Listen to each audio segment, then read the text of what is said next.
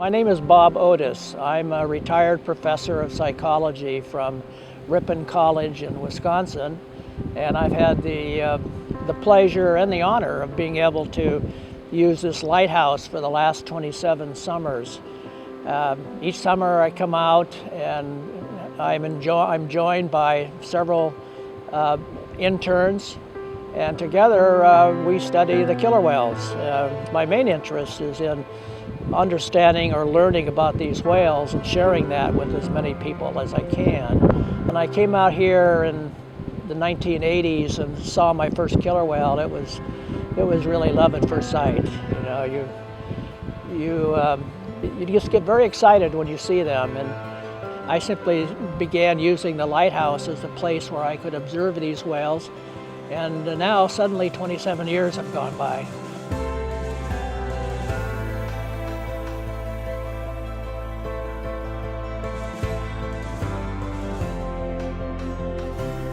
So my name is Jenny Atkinson, and I'm the Executive Director of the Whale Museum, but I'm also a nature photography. I live here in Friday Harbor on San Juan Island.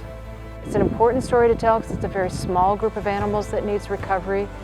They've been listed as one of the 10 species most likely to go extinct in our lifetime if we don't make a difference. Orcas are mammals, so they're a lot like us in that they have to breathe air, they have live births, their babies have to nurse. Their life cycle is very similar to ours, that up to about 2 years old they're traveling with mom and nursing, and then they become juvenile whales up to 2 to 10. In their teenage years they start to really grow, so their dorsal fin is going to go from about 1 foot to boys at 6 feet tall, and females is about 3 feet tall. But they are matrilineal, so they're going to travel with mom all their lives, so moms stay with their mothers, and daughters, when they have babies, their babies travel with grandma too, and even the older boys are going to stay with mom and with grandma. We have 2 different types of, if not species, of killer whales that regularly travel through here. My interest is in the resident whales. Today we have 83 of those in the southern resident community in 3 pods, J, K, and L, and they need our help. The southern resident community is listed as an endangered species because they're a distinct population segment. They don't share genetics with any other kind of killer whale, nor do they share a language. They only share that within their family group. So they have different cultural behaviors, they have different social things that they do that are unique to this population that also help further distinguish them as a distinct population. The southern resident killer whales are a fish-eating species of whales. They prefer salmon, and all of the salmon runs in this region are threatened or endangered, so you have an endangered animal looking for an endangered meal. It's a very urban area, so we have a lot of boat traffic, whether it's commercial shipping or recreational boating in the region, so we're concerned about the noise and presence. And it's pretty dirty water because of the urban environment. There are a lot of toxins and chemicals that are in the system that don't break down and get into the killer whale and causes this negative bioaccumulation that keeps them from being pretty healthy.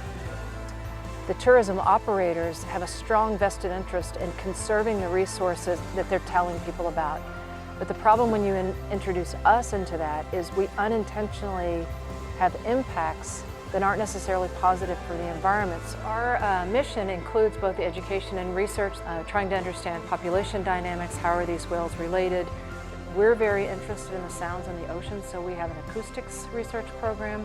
We're also interested in their critical habitats and vessel presence, and whether or not there could be some issues of disturbance. You're inviting people to go out and experience, but you also want to teach them how to be whale-wise, how to have responsible viewing practices when in the presence of wildlife, because the last thing you want to do is to go into an endangered animal's habitat and disturb it. Everything that we learn should be the opportunity to ask that question of what else, or how can I help, or what else is there to learn, and telling the story to benefit someone else rather than yourself.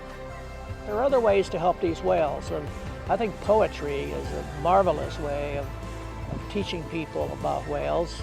So is art and music. And so I want young people to understand that the arts and the sciences can work together for a common good, in this case to help these whales.